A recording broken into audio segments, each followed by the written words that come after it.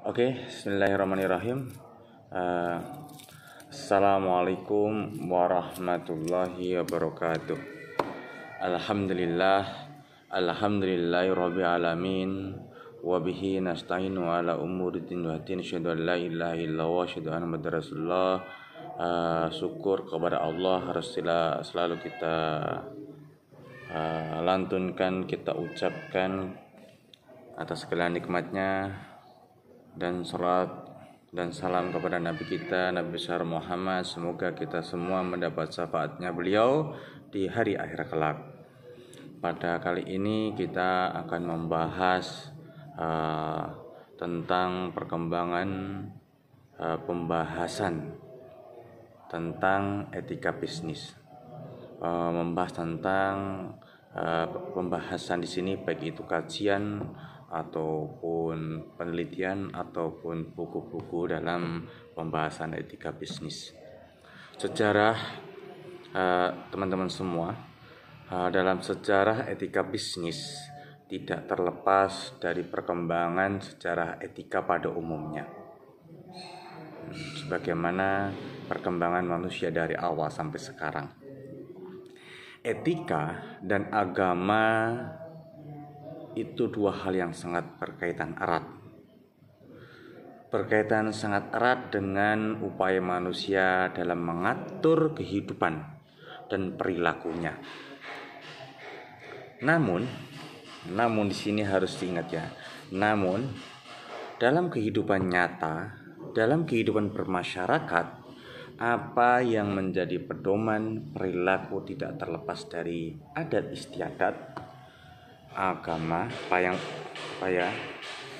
selain agama apalagi, hukum positif, terus budaya, bahkan dengan peradaban dalam arti seluas-luasnya di sini. Juga nurani, jiwa manusia yang paling dalam. Tadi termasuk bersumber dari jiwa manusia ya, yang murni dari paling dalam di sini. Kajian etika bisnis tidak cukup sekedar mengkaji teori-teori yang ada dalam buku-buku ataupun artikel ataupun mengkaji khusus problem dan pelanggaran etika bisnis yang terjadi di negara-negara lain. Akan tetapi perlu sekali melihat realita dalam masyarakat sendiri. Kenapa demikian? Karena itu kasus-kasus di negara lain, teori-teori yang ada dalam buku atau dalam kajian-kajian itu ya belum tentu sesuai dengan lingkungan kita kan. Karena landasan filosofi setiap teori etika bisnis, dari setiap teori etika bisnis tidak terlepas dari pertanyaan dasar. Apa itu? Yaitu apa yang menjadi motif kegiatan bisnis?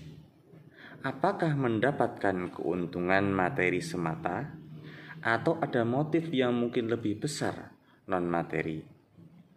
Jawaban atas pertanyaan tersebut ditentukan oleh masing-masing perilaku bisnis. Apa tujuannya itu? Kegiatan berdagang atau berbisnis dalam sejarahnya tidak pernah luput dari sorotan etika. Perhatian etika di sini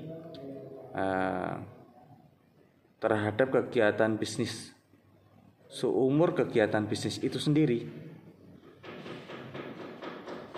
Karena jalannya bisnis itu perlu dengan jalannya etika.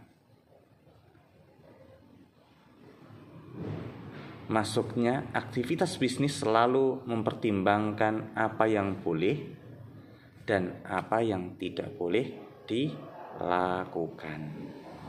Namun perlu diingat dalam pengkajiannya tidak seintensif seperti dalam masyarakat modern sekarang ini. Maka perlu ada pembedaan antara etik in business dan bisnis etik. Jadi kalau saya mengharapkan kepada teman-teman sebagaimana yang dinyatakan oleh Ricard, harus ada pembeda antara etika dalam bisnis dan etika bisnis.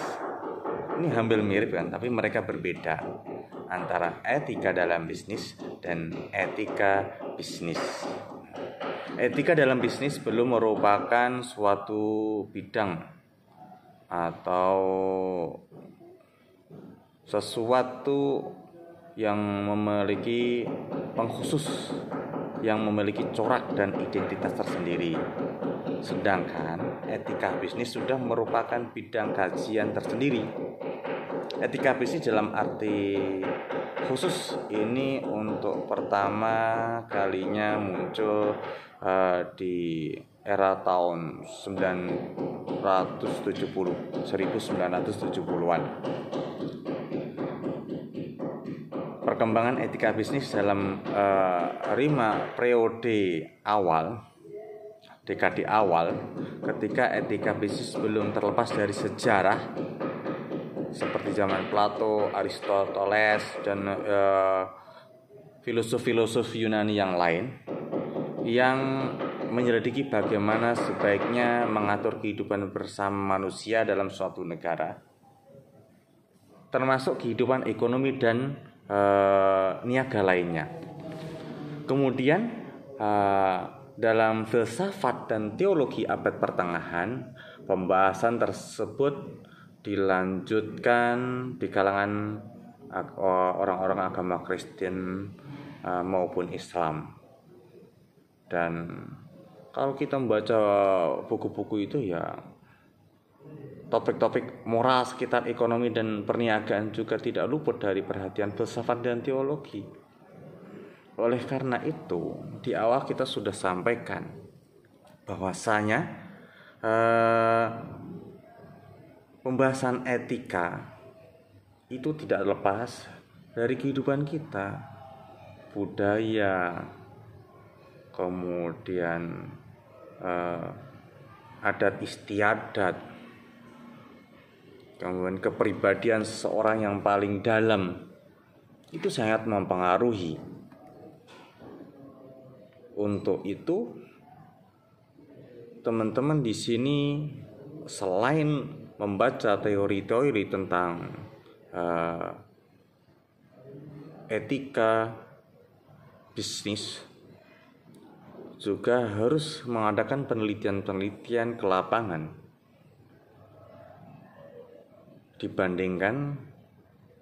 Kalian bandingkan dengan agama kita, ajaran-ajaran agama kita, maka akan menciptakan sebuah wawasan baru ataupun pandangan baru supaya hal ini, permasalahan tentang etika ini tersebar ke seluruh umat, baik itu orang beragama Kristen, Protestan, terutama Islam tersendiri gitu ya.